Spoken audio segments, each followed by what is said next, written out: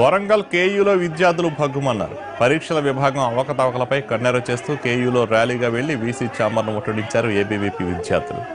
వీసీతో చర్చలంటూ లోనికి వెళ్లి VC chamber వద్ద అద్దాలను ధ్వంసం చేశారు. పరిస్థితి ఒక్కసారిగా ఉద్రిక్తతకు దారితీయడంతో పోలీసులు కూడా చేతులు ఎత్తేశారు. దీంతో వీసీ ఛాంబర్లోనికి చొచ్చుకుని వెళ్లి వీసీతో వాగ్వాదానికి దిగారు. అక్రమాలకు పాల్పడిన వారిపై కఠిన చర్యలు తీసుకోవాలని డిమాండ్ చేశారు.